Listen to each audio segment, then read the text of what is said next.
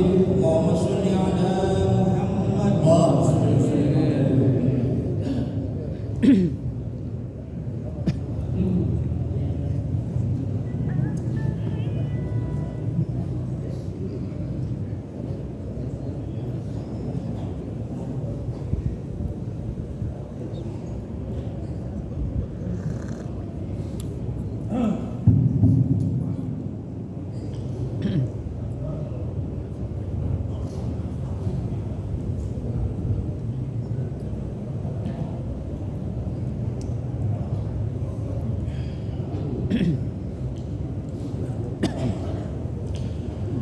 Bismillahirrahmanirrahim. Assalamualaikum warahmatullahi wabarakatuh. Waalaikumsalam warahmatullahi wabarakatuh. Alhamdulillah rabbil alamin. Wal 'aqibatu lil muttaqin wa la 'udwana illa 'alal zalimin. Wassalatu wassalamu ala sayyidil mursalin sayyidina wa maulana Muhammadin khataman nabiyyin wa ala alihi wa sahbihi ajma'in. La haula wa la quwwata illa billahil aliyyil azim. Amma ba'd. Yang kami muliakan para sahabat, para penyanyi, para orang tua, khusus ketua Masjid Jami Al-Hidayah Al-Karam Ustaz Bapak Haji Imam Salat Subuh kita Al-Karam Ustaz Sidu, yang kami muliakan para jamaah khatib.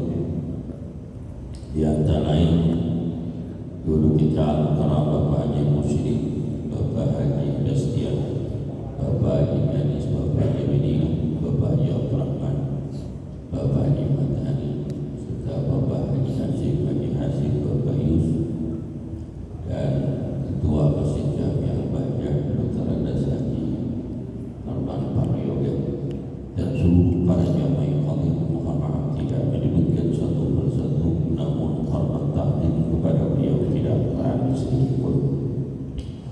Alhamdulillah, bersyukurillah di pagi yang cerah ini, puja serta syukur hanya milik Allah Subhanahu wa taala atas nikmat anugerah yang Allah berikan kepada kita. Alhamdulillah, kita sama-sama telah hadir di Masjid Jami Al-Hidayah dengan iringan doa. Mudah-mudahan maka kita senantiasa ada amal ibadah di sisi Allah Subhanahu wa taala dengan iringan doa. Mudah-mudahan kita diberikan panjang umur dan berkaya sehat walafiat, diluaskan rezekinya, dikabulkan hajat, dimudahkan semua urusan dunia dan urusan akhiratnya. Saya minta didoain, insyaallah isi saya meraih Nabi Haji Hamid besok Sabtu pagi akan melaksanakan ibadah haji ke Baitullah. Saya jadi bujangan ini. Pada ingat udah malam minggu lumayan makannya. Mudah-mudahan Allah Ta'ala mudahkan makannya ke Baitullah dalam keadaan selamat dan bisa melaksanakan ibadah dengan sebaik-baiknya, pulang ke tanah air dalam keadaan sehat walafiat, mendapatkan umratul dan haji makbulah terjadinya. Al-Fatihah.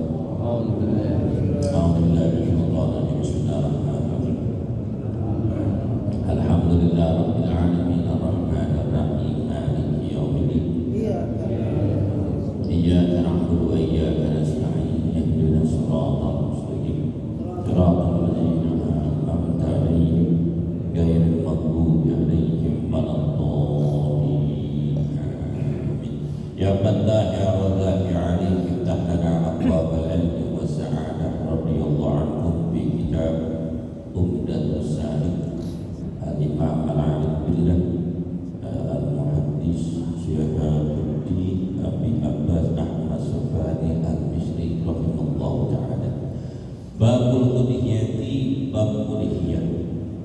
Ya sunnatun mu'akkadatun wa yundabu liman aradaha ala yahlika syahrahu wa yukallima zuhruhu bi asri jilhijjah hatta yudhiyah wa yadkhulu waqtuha idza tala'at as-samsu wa madha qabla salat al-eid wa khutbatih wa ya'udu bi furuji ayyam at-tashriq wa hiya salasatun ba'da al-eid wa la taqulu illa bi ibilin aw baka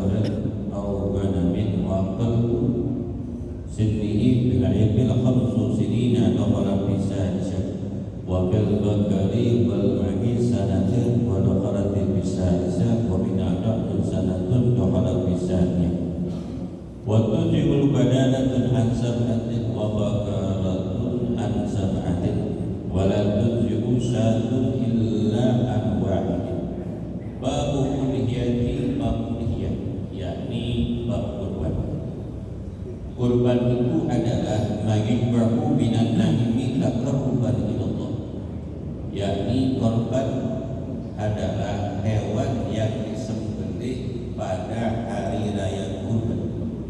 Taqarrub ilallah semata-mata untuk mencari ridha Allah Ta'ala ila akhir yaumil tasyrik, sampai akhir yaumil tasyrik. Itulah yang namanya korban. Korban sesuatu yang khusus yang diperintahkan oleh Allah Subhanahu wa Ta'ala para nabi dan rasul. Jika mereka mempunyai kecukupan rezeki yang Allah berikan kepada mereka, dianjurkan untuk berkorban. Pertama kali yang melaksanakan korban adalah Nabi Allah Adam alaihissalatu wassalam ala nabiyina Muhammadin sallallahu alaihi wasallam. Agar Allah Ta'ala membentangkan rezeki yang begitu banyak, yang berlimpah, hasil ladang yang begitu banyak, ternak yang begitu banyak, tak kalah pada masa anak Nabiullah Adam, Nuh dan Habib. Pada anak yang keempat, yang kelima, barulah Allah Ta'ala meluaskan, memerintahkan rezeki buat keturunan Nabiullah Adam alaihissalatu wassalam ala nabiyina Muhammad sallallahu alaihi wasallam. Qabil itu anak Nabiullah Adam yang kelima, punya ladang yang begitu luas, hasil ladang banyak dan berlimpah. Kemudian ternak begitu banyak dan berlimpah, diberikan kecukupan Allah Ta'ala itu yang namanya Habib, yang namanya Qabil. Tapi orangnya pintar, cerdik, pelit, beda dengan Habib. Habib orangnya lebih ganteng daripada Qabil. Orang yang pintar, cerdas, tawadu, rendah diri, tapi harta nggak banyak, hidup dalam keadaan sederhana. Makanya istilah kata punya anak banyak, rezeki.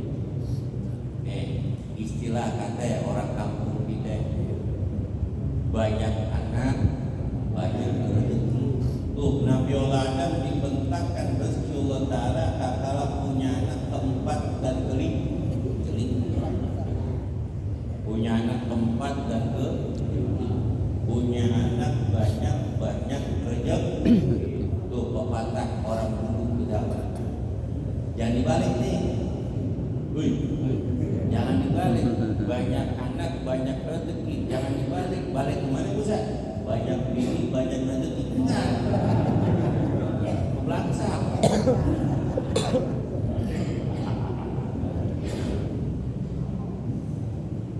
Akhirnya Allah perintahkan untuk berkorban. Akhirnya si Qabil yang kaya, yang sombong dan melihat hartanya lebih banyak daripada saudara-saudaranya, menyombongkan diri. Tapi untuk berkorban, orangnya pelit, segen-segenan untuk mengeluarkan daripada korban yang diperintahkan oleh ayatnya Nabiullah Ibrahim, Nabiullah Adam alaihissalam ala nabiyina Muhammadin sallallahu alaihi wasallam. Itu kambing dibasah seluruh, dicari yang paling jelek dari ribuan ternak di bumi. Akhirnya diambil ternak kambing dibas yang kurus putih, sakit-sakitan, nggak bisa dituntut, dipanggul, taruh alat pintu belakang, diikat, dibawa pohon di belakang mobil, di belakang rumah. Kemudian dilihat oleh ibunya Sayyidatina Hawa. Tatkala melihat ibunya sedih dan nolak, nggak bisa ngomong apa nih. Kalau orang tua kan kalau marah kan kalau aja nggak bisa ngomong. Takut diomelin oleh abahnya Nabiullah Adam. Nah, kalau mobil pulang datanglah Habib menuntun kambing bebas yang besar yang gemuk lewat pintu depan. Lewat pintu bertemu dengan abahnya Nabiullah Adam. Kira Nabiullah Adam karena putranya yang kelima memberikan kambing bebas yang segar, yang sehat, yang gemuk dan besar. Nabiullah Adam itu ayat itu si Habib dituntun ke belakang, ternyata di belakang itu ada kambing yang kurus, yang putih, punya selain si mobil. Nabiullah Adam marah, celakalah kau wahai mobil, kau menahan apa yang Allah telah berikan anugerah kepada kau. Kau beri sesuatu, kau berikan korban sesuatu yang paling gede. Di mana-mana kalau ngasih orang tua tuh kalau sembarangan, sembarangan. Coba kalau ngasih orang tua sembarangan, tadi nggak? Coba kalau orang tua bawa, tadi nggak? Coba kasih kain lempar, sembarangan aja. Kasih kain ini sekali pakai, terawih 3 kali mimpi. Lu kebun lu kasih, rumah lu kasih, kontrakan nggak punya duit lu kasih, ngasih orang tua barang itu yang laki megala. Coba kalau perempuan mah, enggak emak lebaran kasih 50.000 cuma aja. Coba lihat mah, lihat nih senyum mah senyum. Takbir mah Allahu Akbar, ikut aja mama. Coba kalau bapak hobek, galak mama karena ngajarin berkah buat anak-anak yang laki galak. Akhirnya korban ini diperintahkan oleh malaikat Jibril ditaruh di lereng gunung. Datanglah awan berwarna hitam, ternyata korban si Habil lah yang diterima oleh Allah Subhanahu wa taala. Innallaha yuhibbul muttaqin. Yang korbannya si Qabil akhirnya dilihat kemudian mati karena kurus pink. Ya diterima oleh Allah Subhanahu. Ternyata korbannya si Habil yang diterima Allah Taala hidup di alam surga ribuan tahun lamanya. Kemudian Allah perintahkan Nabi dan Rasul untuk berkorban, bahkan pada zaman Khalilullah Ibrahim Allah perintahkan Khalilullah Ibrahim untuk berkorban, untuk berkorban.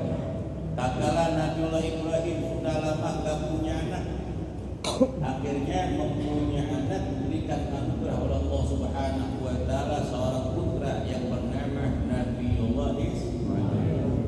Di dalam mimpinya, ya bunayya inni ara fil manami inni ajbauka fanzur madza tara. Ya abati if'al ma tu'maru satujri insyaallah taala binasari. Wahai putraku, sesungguhnya aku bermimpi menyembelih engkau, bagaimana pendapat engkau? Dijawab oleh Nabi Ismail, wahai ya abadi, wahai ayahku, laksanakanlah apa yang Allah perintahkan. Insyaallah engkau mendapatkan aku termasuk golongan orang-orang yang bersabar. Dilaksanakan singkat kata, dilaksanakan perintah Allah Taala, walaupun berat seorang ayah untuk menyembelih putranya Nabiullah Ismail semata wayang, tapi ini kehendak perintah Allah. Ini perintah Allah. Satu doang nih, satu-satunya manusia yang perintahkan Allah Ta'ala untuk menyembelih putranya sendiri hanya Nabiullah Ibrahim. Umpama ada jamaah mimpi lagi makan nasi goreng daun kudu sampai keluar jempol, anak yang liatin, bapak nggak mesti ngeliatin saya mulu,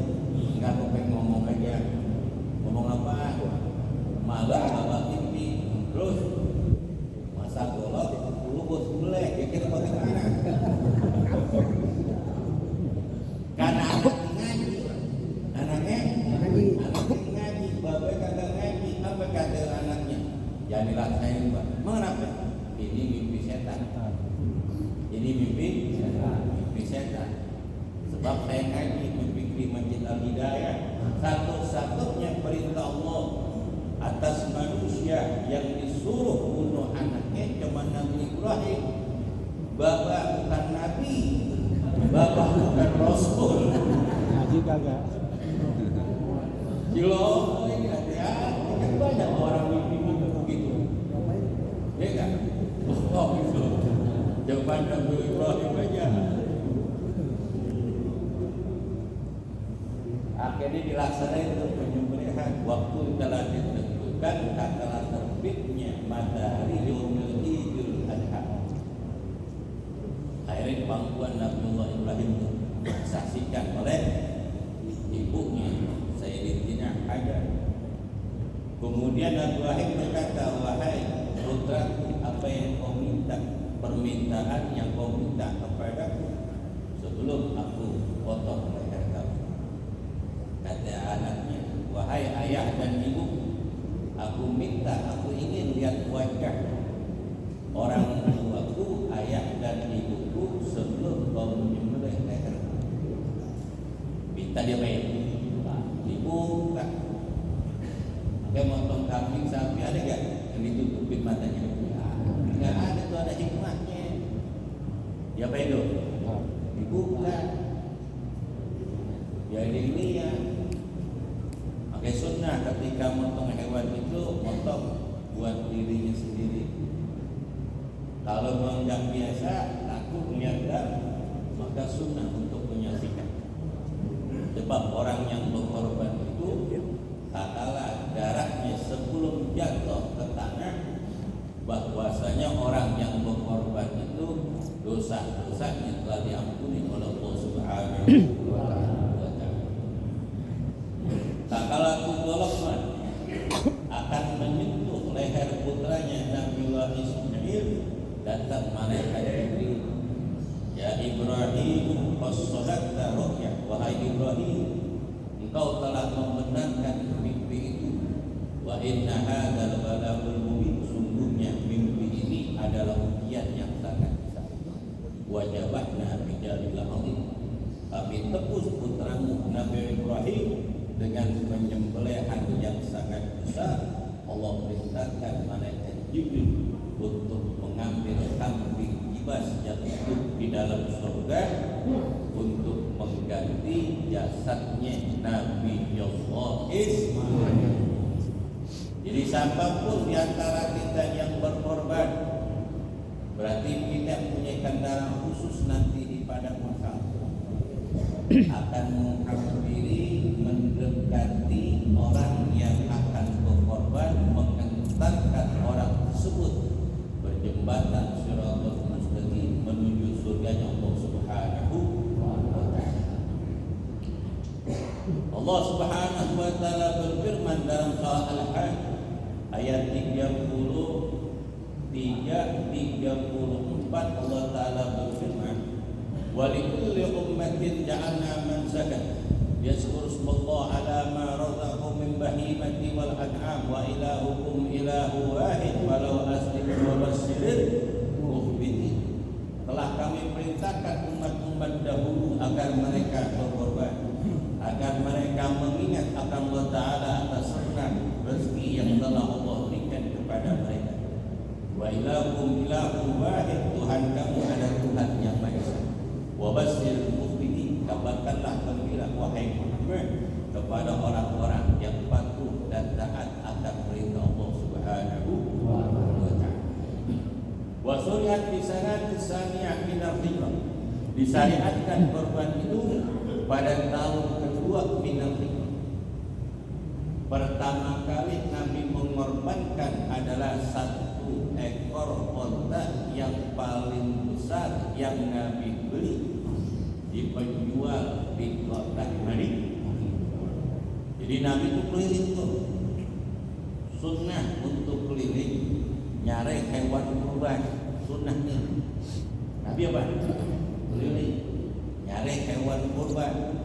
Cuman bedanya kita sama Nabi beda tipis. Nabi keliling nyari hewan kurban yang paling gede. Nabi tuh Yang paling murah. nyari hewan keliling di Madinah, nyari apa? Yang paling gede, yang paling kami kita beda tipis.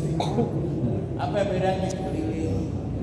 Udah keliling nyari hewan yang gede, yang bagus, tapi yang murah.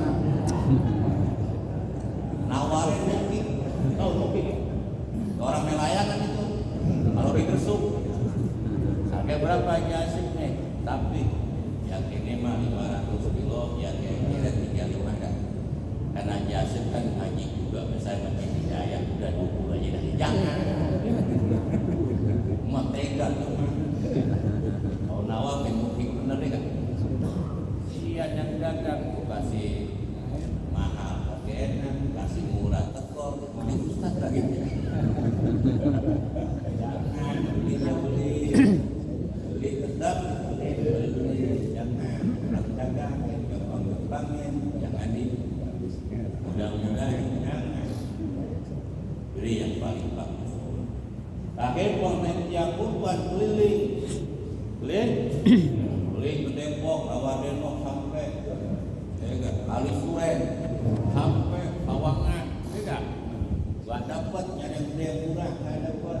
Tinggal lagi ke Bogor, Jonggol, jauh banget sono Jonggol, gak dapat lagi. Gunung Sindur gak dapat. Ada Bekasi sampai ke Bebelan, gak dapat lagi. Tangerang, Tiga Raksa sono sampai Pasar Kunis, kagak dapat. Kenapa? Karena gak ada orang jual kurban itu yang gede, yang murah, gak ada sejarah. Barang bagus, barang tahu duit. Betul? Beli yang terbaik buat kendaraan kita nanti di padang masa. Kita aja kalau pengen apa? Pengen touring, naik motor, naik majikan, itu diservis dulu. Bannya, remnya dan sebangsanya. Kenapa? Buat touring biar jalan enak. Ini buat kendaraan kita di padang masa, betul kan? Mana padang masa itu lebih luas daripada langit dan bumi, ya kan? Di sono nggak ada boncengan, nggak ada. Kayak teman melek jadi boncengan. Tuh lebih hati-hati lagi urusan akhirat. Cari yang terbaik. Lantana lubir rohata rubiu mimma tuhibbun. Kalian tidak akan mendapatkan kebaikan yang begitu baik kecuali kalian menginfakkan sebagian hartamu yang kamu cintai. Karena musim kurban yang dicari itu rohnya, bukan dagingnya. Kalau kita lebaran Idul Adha pengen nyari dagingnya sama seperti Idul Fitri, kita beli di pasar Kebayoran, pasar Minggu, pasar Renteng, banyak yang jual.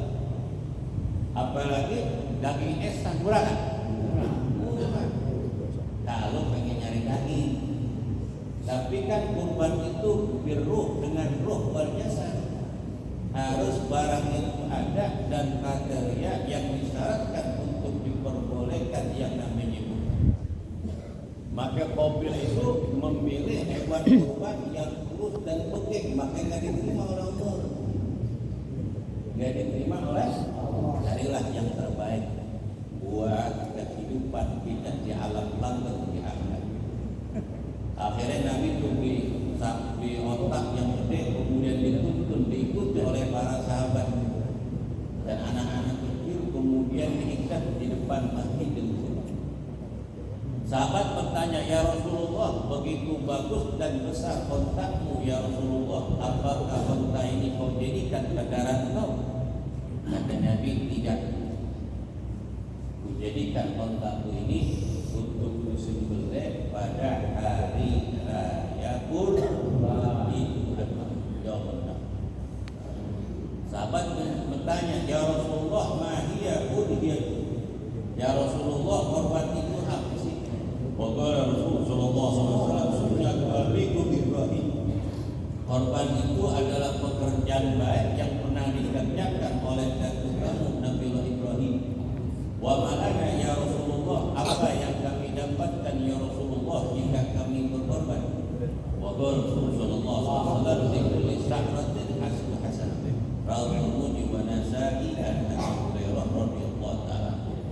Satu helai bulu yang nempel pada hewan korban tersebut adalah satu kebaikan dibalas 10 kebaikan. Bayangin bulu yang nempel pada hewan korban dipandang sebelah mata oleh manusia dan tidak ada harganya dan tidak menjadi ributan oleh manusia, tapi mempunyai yang besar insya Allah subhanahu wa ta'ala. Bulu aja dibalas Allah ta'ala 10 kebaikan, belum dagingnya, tulangnya, susunya dan seisi hewan korban tersebut. Pasti banyak kebaikan-kebaikan yang Allah berikan kepada orang yang berkorban. Alhamdulillah. Maka dianjurkan untuk berkorban, dianjurkan untuk berkorban setiap tahun untuk berkorban. Dikarenakan Nabi SAW yang menganjurkan untuk berkorban di dalam hadisnya, ya ayuhan nas, inna ala kulli ahli baitin fi kulli sanah kulhiyah. Wahai manusia, kata Nabi, sesungguhnya setiap keluarga itu kullu amin kulhiyah. Wahai manusia, sesungguhnya setiap tahun untuk keluarga itu untuk berkorban. Dianjurkan untuk berkorban setiap tahun. Maka orang tua kita itu berkah benar, urusan akhirat diutamai. Korban bukan sekali, tapi berkali-kali. Dimulai dari dirinya. Nih, saya korban tahun ini. Tahun depan lagi dikorban lagi buat istrinya. Buat istri. Habis buat istrinya, tahun depan lagi buat istrinya. Tahun depan lagi buat istrinya. Tahun depan lagi buat istrinya. Anaknya kapan pusat? Istrinya 3, istrinya dulu. Bininya 3 masalahnya. Betul nggak? Istrinya udah nih di Madinah nih, ya nggak? Bininya udah. Terus baru anak pertama, baru anak kedua, anak ketiga, anak keempat, sampai anak ketiga. Itu baru satu biang tuh. Itu setiap tahun.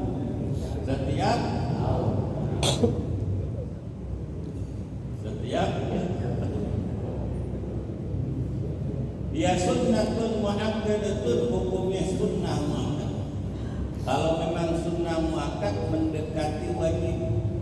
Di andan Nabi SAW la yatruk udhiyah fi hayati. Dikarenakan Nabi SAW tidak pernah meninggalkan pemotongan hewan kurban selagi beliau masih hidup. Disyariatkan pada tahun kedua minal hijrah. Berarti berkali lagi memotong hewan 9 kali. 9 kali buat istrinya, buat anaknya. Alhamdulillah, hukumnya sunnah muakkad. La yajibu illa bin nazar, tidak menjadi wajib kecuali dengan sebab nazar. Dengan sebab nazar. Kalau di nazar ya diungkapkan takdiku syai'in bi syai'in min fi'il khair, mentakdirkan sesuatu atas sesuatu dengan niat yang baik jadi nazar. Apa yang umpama? Nih, anak saya kalau lulus ujian daftar di kuliah kemudian diterima, saya nazar. Apa nazar? Pengen beli kambing. Pengen beli kambing. Kalau terkabul maka beli kambing. Ustaz, saya nggak jadi beli kambing. Dia bang, beli sapi aja dah. Cakep. Ke atas lebih bang. Apalagi menjual hewan ini banyak jamaah kita yang tadi jual. Bapak Haji Muhsin juga jual di Jalan Kopai. Bapak Haji Hasim juga jual di Jalan Bapak. Di Taman Miring, Taman di Kuman Monono, bagusan, ya kan? Beli men, ambil jamaah sendiri, harganya pun, ya kan? Harga saudara, ya kan? Ya kan? Saya mah cari komisi aja, komisi apa? komisi dunia ya paling gede 10 juta. Nah, tapi kalau kita nyari komisi akhirat, ya kan? Seenggaknya banyak yang korban, ya seenggaknya gue punya tali, punya tali, punya tambang. Bulan korban nih, katanya korban nih, hewan korban yang nunjukin TV dong. Kasih tali buat dia, mudah-mudahan ngikut ke surga kan gitu. Iya kan? Harapin begitu, nyari komisi akhirat. Panitia jangan nyari komisi korban, jangan. Gak serampe, cari pahala di Allah Subhanahu wa Ta'ala. Sebab urusan dunia gak ada habis-habisnya, gak ada cukupnya. Cari komisi akhirat. Mandala ala khairi kaba layak usumin ujurihim syai'an. Sampai saja yang menunjukkan suatu kebaikan, maka baginya satu kebaikan, tidak mengurangi kebaikan yang Allah berikan kepada mereka. Alhamdulillah. Waliman arada la yaktubu syarahu wa yukallimu bi asri dzulhijjati hatta yudhhi.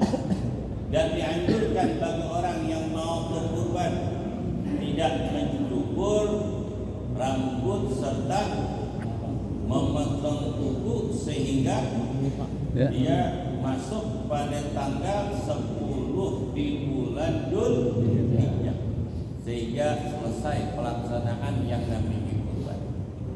Jadi dianjurkan bagi orang yang kurban supaya tidak memotong rambut dan kuku jika telah masuk 10 awal di bulan Dzulhijjah, dan disunahkan untuk menyaksikan pemotongan hewan tersebut supaya Allah Ta'ala mengampunkan seluruh dosanya dari ujung rambut sampai ujung kaki sebelum darah itu jatuh ke tanah.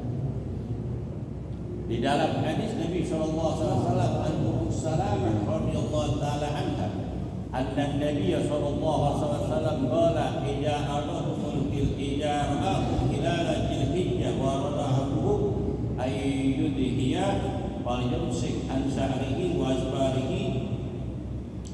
Rahu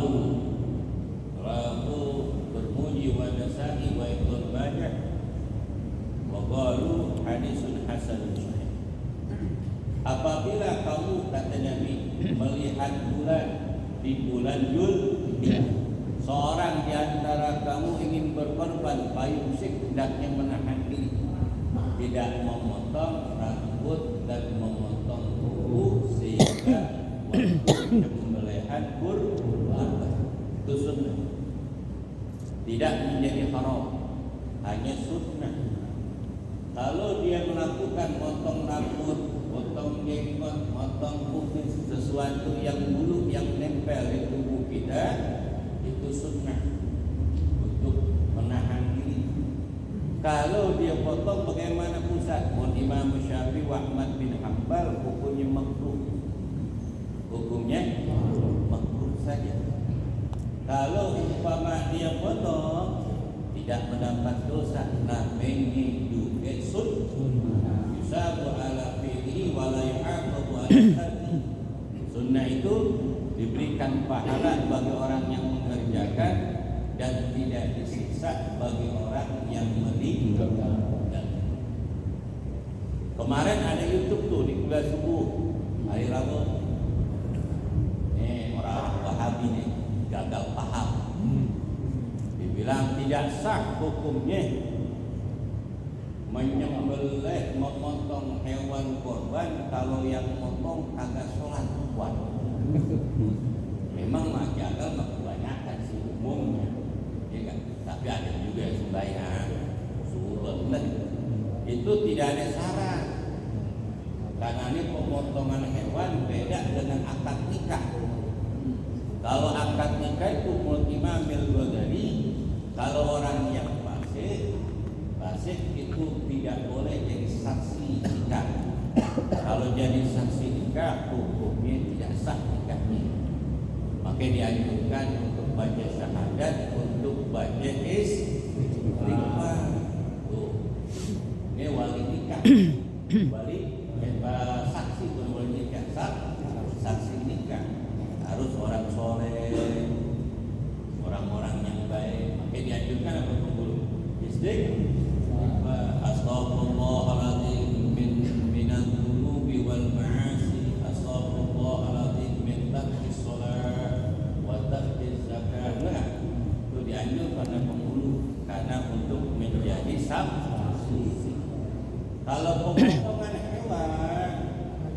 Pemotongan syaratnya mah pisaunya tajam. Pisau apa? Tajam. Wa idza qaltum fahsanukit. Apabila kamu ingin membunuh hewan, maka baguskanlah hewan tersebut.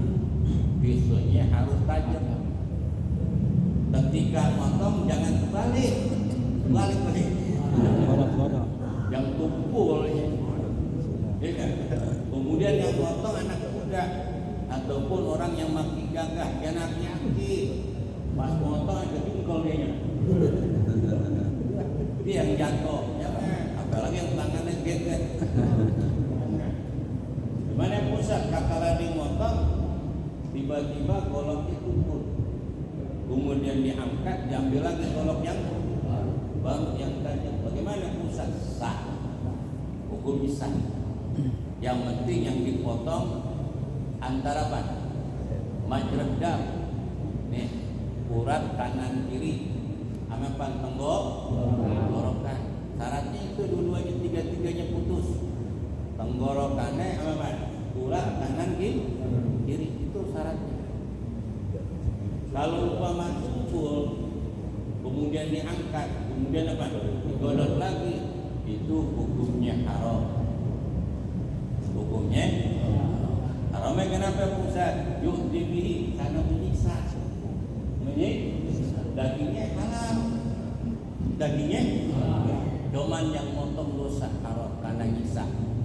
Nanti di hari kiamat itu kambing ame sapi yang dulu dipotong, kemudian goloknya tumpul ataupun motong ini enggak sekaligus pelan-pelan.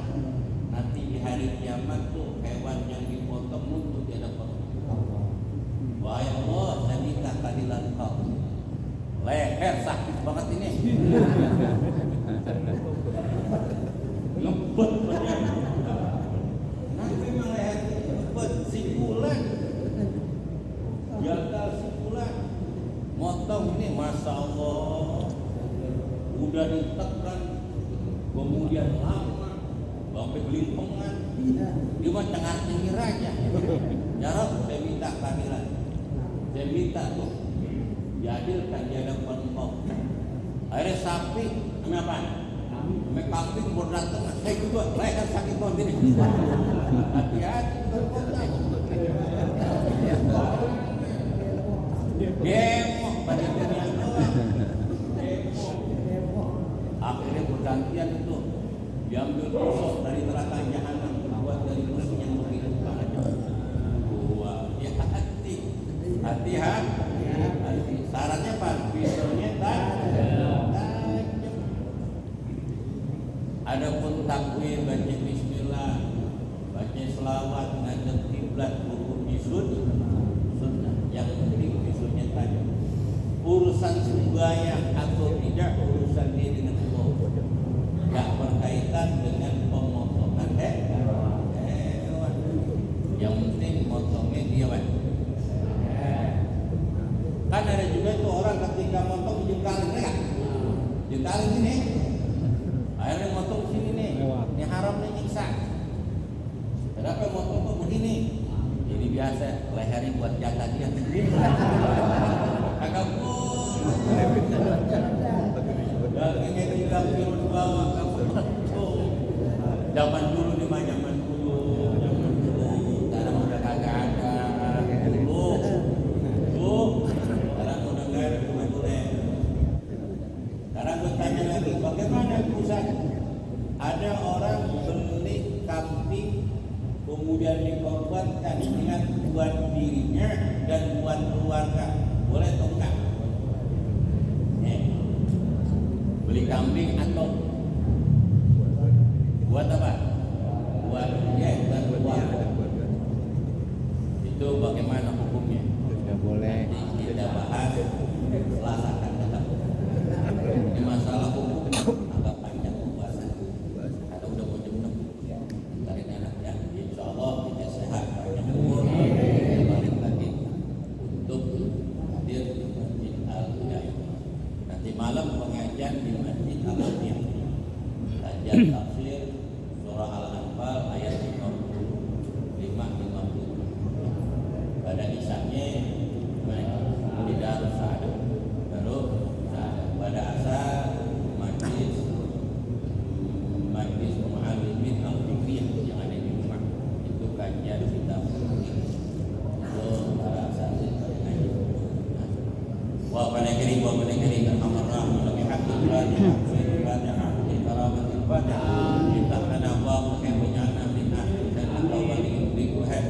اللهم اكرم السلامة والعفو والعافية والتوفيق والهداية وتؤمر بطاعة الله ورسوله ويسر مقاصدهم في الدنيا والدنيا وقيا وسر بابنا خير وأنت راض عنا اللهم يسر ولا تؤسر يسر أمورنا بجاه البشير الذي ربنا عاتق